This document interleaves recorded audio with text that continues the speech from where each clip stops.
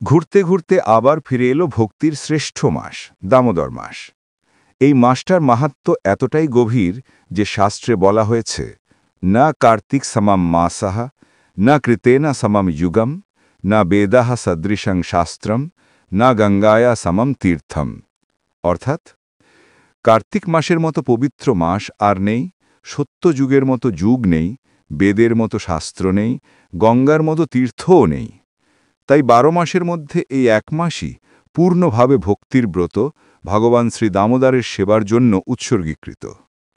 কিন্তু প্রশ্ন ওঠে, এই মাসে কি খাবো, কি খাবো না? অনেকে বলেন পটল খাওয়া যাবে না, কেউ বলেন দই খাওয়া নিষেধ, আবার কেউ বলেন সূর্যাস্তের পর কিছু খেলে ব্রত নষ্ট হয়ে যায়। এইসব শুনে অনেকেই বিভ্রান্ত হয়ে যান যে এটা করব কি ওটা করব না বুঝতে পারছি না। তাহলে আসল নির্দেশটা কি? প্রভুপাদ এবং আমাদের আচার্যগণ এই বিষয় খুবই সরল ও প্রয়োগযোগ্য উপদেশ দিয়েছেন।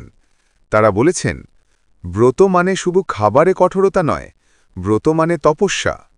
রূপ গোস্বামী বলেছেন, তপস্যা মানে নিজের শারীরিক চাহিদাকে সংযত করে ভগবানের সেবায় সময় ব্যয় করা। অর্থাৎ তপস্যা মানে শুধু না খাওয়া নয়, নিজের ইন্দ্রিয়গুলোকে শুদ্ধ করে ঈশ্বর চিন্তায় নিয়োজিত করা। খাদ্যাভ্যাসের নিয়ম কেন এত গুরুত্বপূর্ণ? কারণ মানুষ যা খায় তাই তার চিন্তা, আচরণ ও মনকে প্রভাবিত করে। তাই ভক্ত জীবনে খাবারটা হয়ে যায় এক ধরনের সাধনা।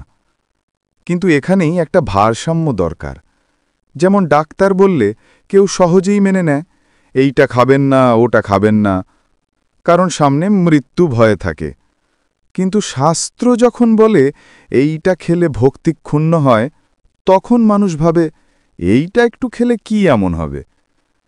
অনেকে আবার বলে গাজর খেলে নরকে যেতে হবে, পটল খাওয়া মানে ব্রত ভঙ্গ। আসলে এইসব কঠোর ধারণা এসেছে আংশিক শাস্ত্র উদ্ধৃতির ভুল ব্যাখ্যা থেকে। শাস্ত্রের মূল নীতি একটাই, যা ভগবানকে সন্তুষ্ট করে সেটাই শ্রেষ্ঠ। আর কলিযুগে ভগবানের সন্তুষ্টি অর্জনের প্রধান উপায় হরে কৃষ্ণ, কৃষ্ণ কৃষ্ণ হরে হরে, হরে রাম, রাম রাম হরে হরে। ভগবদ্গীতায় শ্রীকৃষ্ণ বলেছেন, নেহা অভিক্রম না স্বস্তি, প্রত্যবায় ন বিদ্যতে, স্বল্পমপ্যস্য ধর্মস্য, ত্রায়তে মহত ভয়াত। অর্থাৎ ভক্তি বা ধর্মের সামান্য প্রয়াসও মানুষকে মহান ভয় থেকে রক্ষা করে। এই মহান ভয় মানে আবার এই জগতে জন্ম নিতে হতে পারে, মানুষরূপে নাও হতে পারে। তপস্যা আমাদের সেই দ্বিতীয় ভয় থেকে বাঁচায়। তাই তপস্যা মানে শুধু ভয় নয়, আত্মিক উন্নতির পথ। এবার আসি দামোদর মাসের বাস্তব গাইডলাইনে। প্রভুপাদ খুব সুন্দরভাবে 4 মাসের ব্রতের জন্য সহজ নিয়ম দিয়েছিলেন, যেটা সবাই মানতে পারে। 1. প্রথম মাসে শাক না খাওয়া। 2. দ্বিতীয় মাসে দই বর্জন। 3. তৃতীয় মাসে দুগ্ধজাত পদার্থ পরিহার। 4.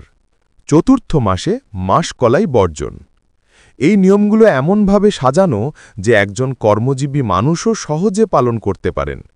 অফিস থেকে ফিরে সন্ধ্যায় প্রদীপ জ্বালিয়ে দামোদর অষ্টকম পাঠ করলেই ভগবানের কৃপা প্রাপ্ত হয়। চৈতন্য মহাপ্রভু নিজেই বলেছেন, কলিযুগে একমাত্র হরিনামই মুক্তির পথ।